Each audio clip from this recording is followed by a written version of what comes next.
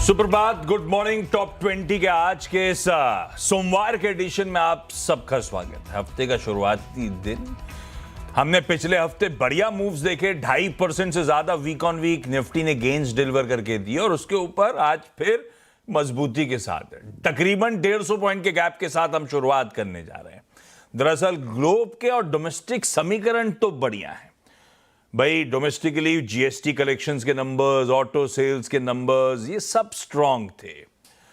और ग्लोबली वो ट्रम्प साहब का कल संडे को आया हुआ ट्रुथ सोशल का अपडेट कि मैं तो हमला करने वाला था पर दुनिया की भलाई के लिए मैं नहीं कर रहा हूं।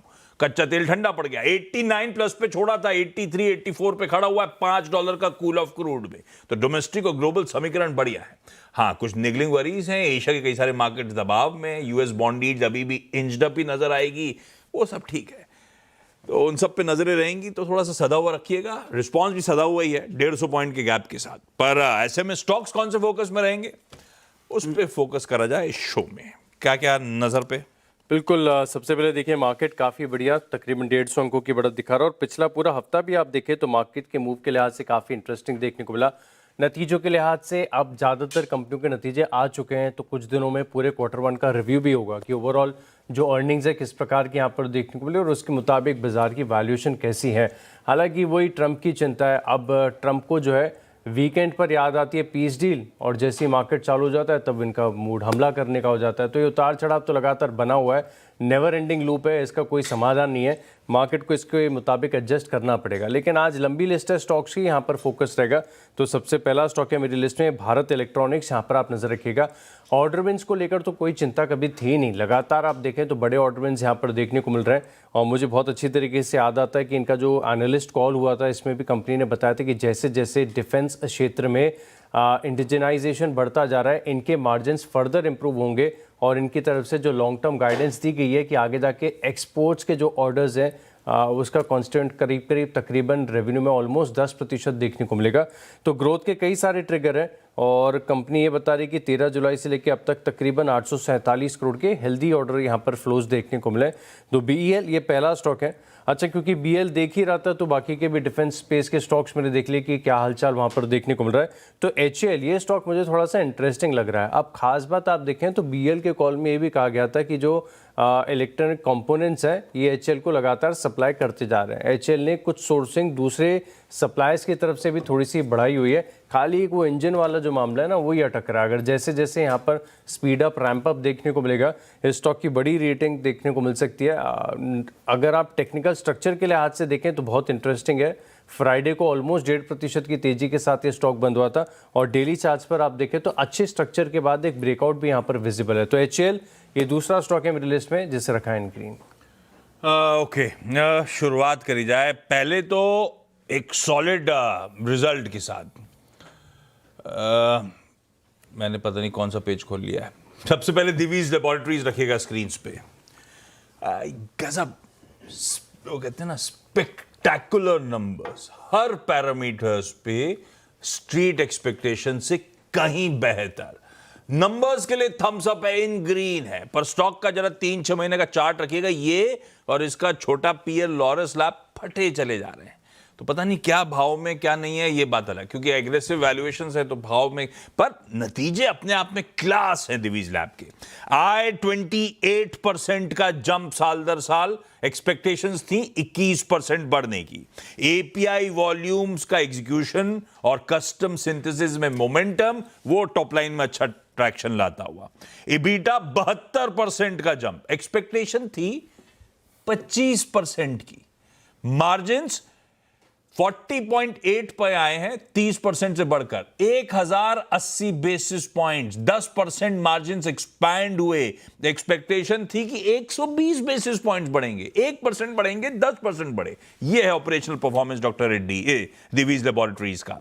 तो ऑपरेशनल लेवरेज है, टेक्निकल कैपेसिटी यूटिलाइजेशन इंप्रूव हो रहे हैं और इनके केस में तो प्रोडक्ट मिक्स भी इनके फेवर में था, इसीलिए इस तरह का मार्जिन एक्सपेंशन और मुनाफा 65% जंप करता हुआ 20% की एक्सपेक्टेशन के सामने।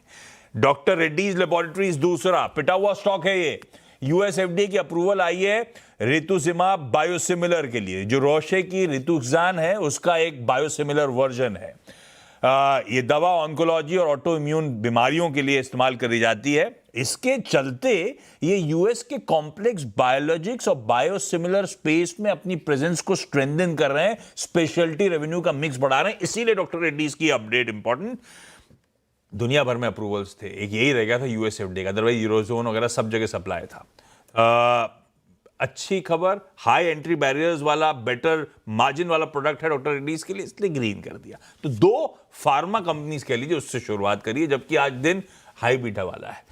दूसरे स्टॉक्स में नजर रखिएगा। ग्लेनमार्क फार्मा स्पेस की लगातार चर्चा होती जा रही है और नंबर्स के लिहाज से भी देखें तो कंफर्ट यहां पर आ रहा है। अब ग्लेनमार्क फार्मा आज अपने नतीजों पर रिएक्शन देगा और इसके नतीजे आप देखें तो काफी बढ़िया देखने को मिल रहे हैं, जहां पर टॉप लाइन यानी रेवेन्यू पिछले साल के मुकाबले 23% का सर्ज है।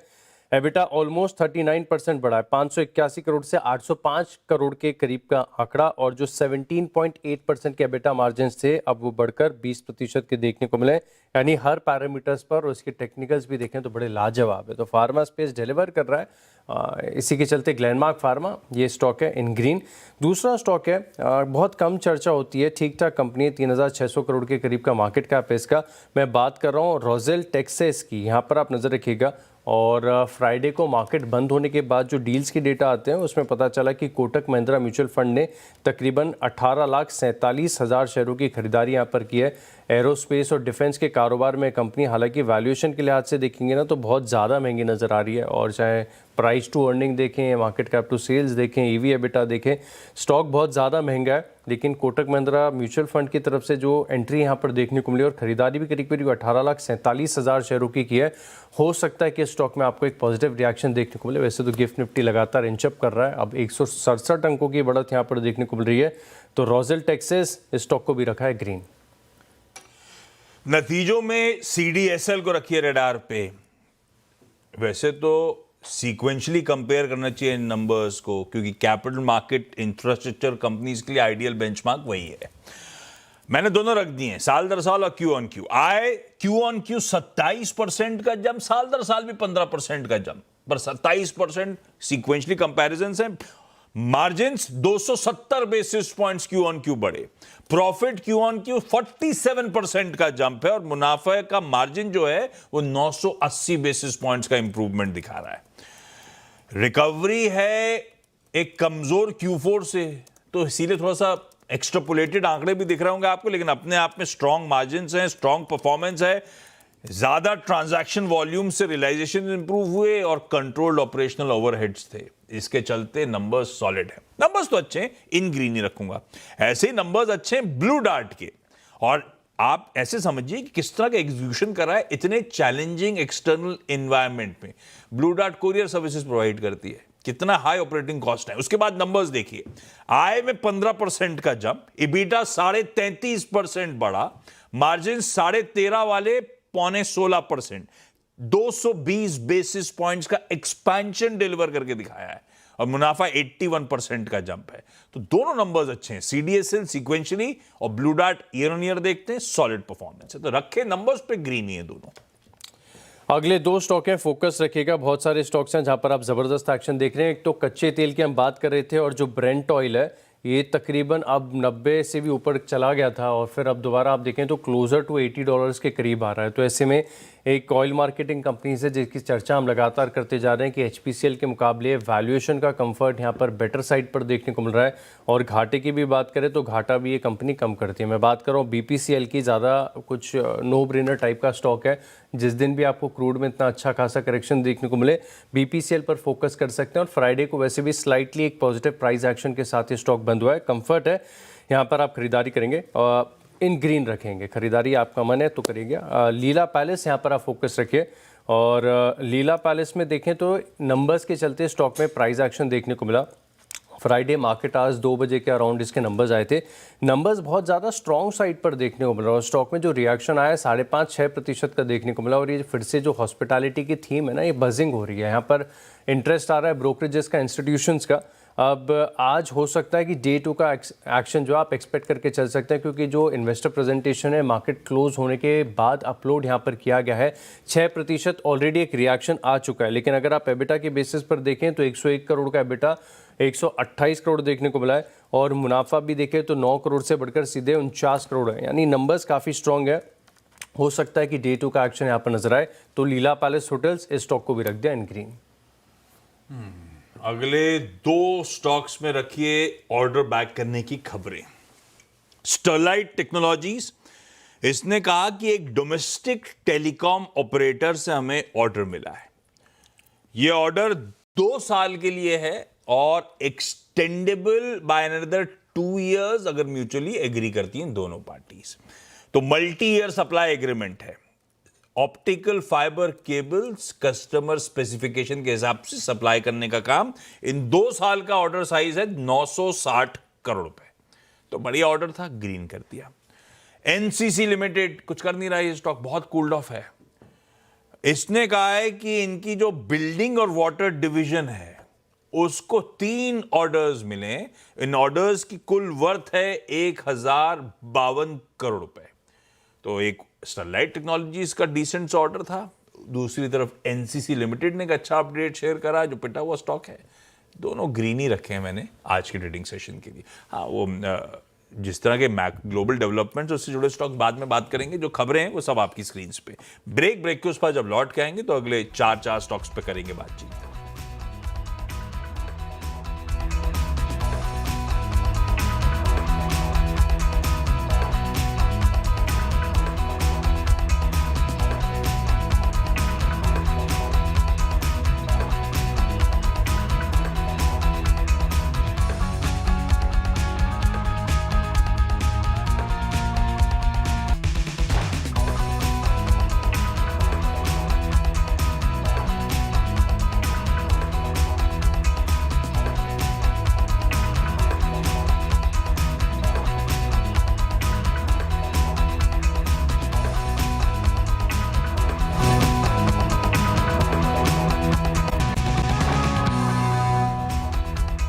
चलिए ब्रेक के बाद आपका स्वागत है और अगले 4 स्टॉक्स की बात कर लेते हैं। अगला स्टॉक है मेरी लिस्ट में जना स्मॉल फाइनेंस बैंक, और इस स्टॉक में आप देखें तो क्या वर्टिकल मूव्स आपको नजर आए।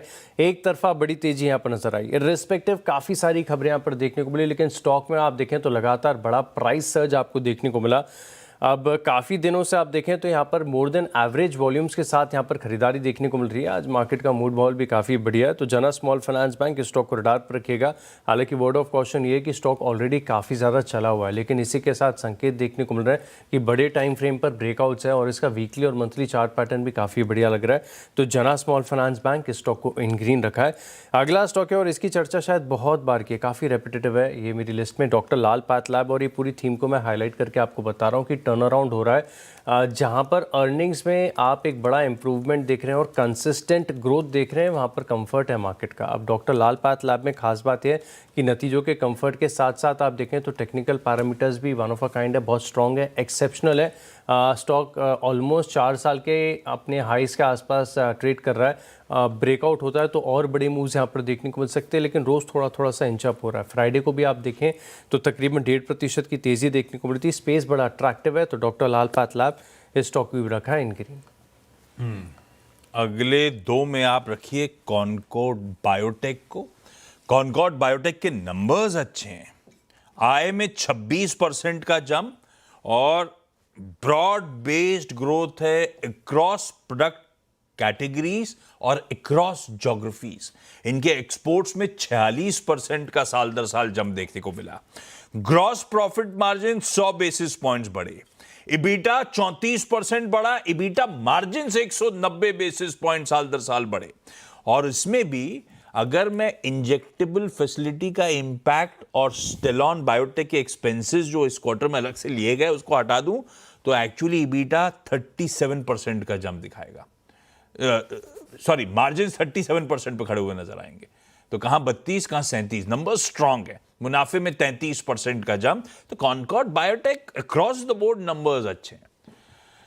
एक नाल्को मेंशन कर रहा हूं, हालांकि एल्यूमिनियम के साथ प्रॉब्लम यह है कि जब वो ईरान रिलेटेड कोई डेवलपमेंट्स और थॉ होने की अपडेट्स आते हैं, यानी कि समीकरण बेहतर होते हैं, तो एल्यूमिनियम की स्टोरी थोड़ी सी फिजल आउट होती है, क्योंकि बीच में खूब तेजी उसी कहानी में आई थी एल्यूमिनियम के बेस प्राइसेस में। नाल्को के लेकिन नंबर्स अच्छे हैं, इसीलिए थम्स अप है। आय 39% का जंप, इबीटा 81% बढ़ा, 39% वाले मार्जिन्स बढ़ के 51% पे और मुनाफा 91% का जंप। तो नंबर्स तो सॉलिड हैं, बस आज थोड़े से समीकरण वैसे मार्केट्स के लिए अच्छे हैं तो हो सकता है बहती गंगा में, हालांकि मैं मार्केट्स के अच्छे समीकरण की बात कर रहा हूं, too good to be true. पता है जब इतनी ज्यादा समीकरण अच्छे होते हैं ना तो थोड़ा सा कॉशन आपको बढ़ा लेना चाहिए मार्केट्स में आमतौर पे। खैर गिफ्ट निफ्टी वैसे 125 अंक खुला था ऊपर, बढ़ते बढ़ते बढ़ते 225 अंक की मजबूती की तरफ बढ़ रहा है। 3/4% बढ़त के साथ हम शुरुआत करेंगे। अभी तो दो स्टॉक बचे हैं, अगले दो कौन से? आखिरी के 2 स्टॉक है मिडिल लिस्ट में, संवर्धन, मदरसन, यहाँ पर आप नजर रखिएगा। टेक्निकल स्ट्रक्चर काफी इंटरेस्टिंग होता जा रहा है, प्राइस एक्शन पॉजिटिव है और ऑटो में एक रफ्तार भी देखने को मिल रही है। खास बात है कि जिस दिन मार्केट का मूड माहौल बढ़िया होता है ना तो पूरे ऑटो पैक के साथ साथ आप देखते हैं कि ऑटो एंसिलरी स्पेस में भी खरीदारी देखने को मिलती है। फ्राइडे को ऑलमोस्ट 3% की तेजी यहाँ पर नजर आई थी। स्टॉक को रडार पर रखिएगा। और आखिरी स्टॉक भी इसी स्पेस से, ऊनो मिंडा, यहाँ पर आप नजर रखिए। हालांकि इसमें थोड़ा सा रिस्क है। रिस्क इस बात का है कि कल इसके नतीजे आने हैं और नतीजों से पहले टेक्निकल स्ट्रक्चर तो अपने आप में काफ़ी शानदार है। हालांकि फ्राइडे के जो सेशन था उसमें ऑलमोस्ट एक डोजी जैसी कैंडल बनी थी जो कि थोड़ा सा इंडिसीजन बता रही है, लेकिन जो सेटअप है, जो स्ट्रक्चर है चार्ट का, बता रहा है कि स्टॉक धीरे धीरे इंचअप ही करेगा। तो ऊनो मिंडा इस स्टॉक को भी रख दिया इन ग्रीन। ओके, हमारे लिए 2 ग्लोबल क्यू। अब ग्लोबल क्यू तो सबसे इंपॉर्टेंट एक ही है, कच्चा तेल करेक्टेड है काफी ज्यादा, तो कच्चे तेल रिलेटेड सारी स्टोरीज आज फोकस में रहेंगी।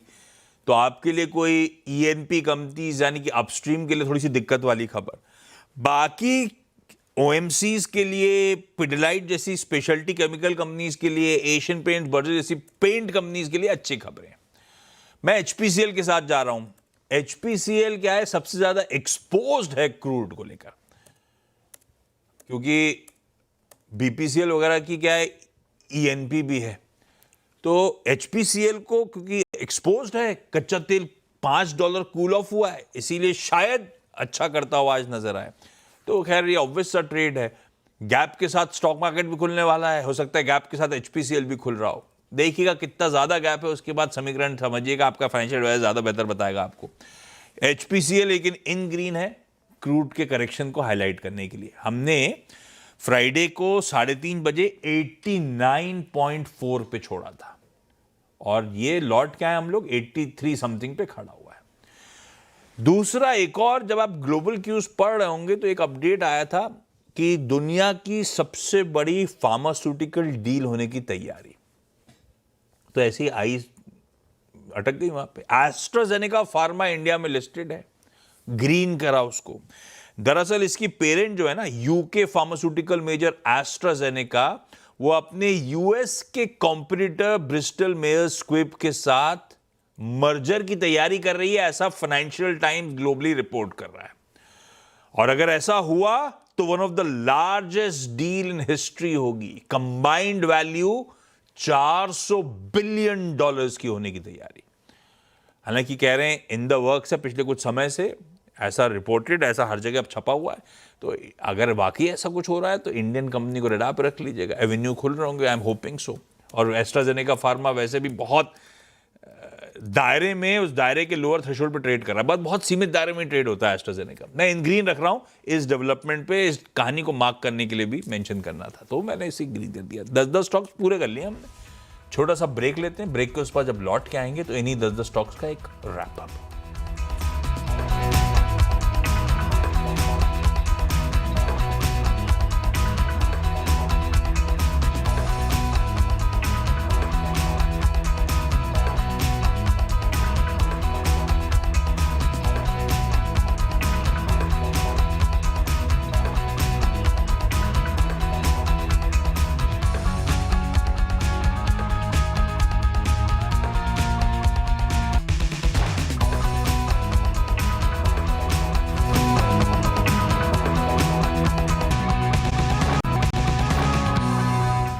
चलिए ब्रेक के बाद आपका स्वागत है और अब देखते हैं 20 स्टॉक्स का रिकैप। और शुरुआत मैंने की बीएल के साथ, इसके अलावा एचएल स्टॉक को भी आप रडार पर रख के चल सकते हैं। ग्लेनमार्क फार्मा के नंबर्स काफ़ी बढ़िया लग रहे हैं। रोजेल टेक्सिस यहाँ पर आप नजर रखिएगा। कोटक म्यूचुअल फंड ने खरीदारी यहाँ पर की है। बीपीसीएल क्योंकि कच्चा तेल घटा है तो इसका एक इम्पैक्ट यहाँ पर देखने को मिलेगा। लीला पैलेस यहाँ पर आपको डे 2 का इम्पैक्ट नजर आएगा। बाकी जना स्मॉल फाइनेंस बैंक, डॉक्टर लाल पैथलैब, संवर्धन और ऊनो मिंडा, इन स्टॉक्स को भी लिस्ट में शामिल करें।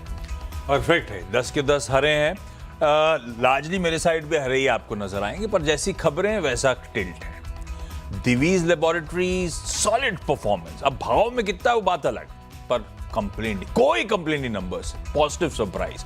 Doctor Reddy's lab, CDSL, Blue Dart, Sterlite Tech, NCC, Concord Biotech, even Nalco, HPCL और एस्ट्राजेनेका फार्मा अलग अलग न्यूज पिक्स के चलते आज सब इन ग्रीन।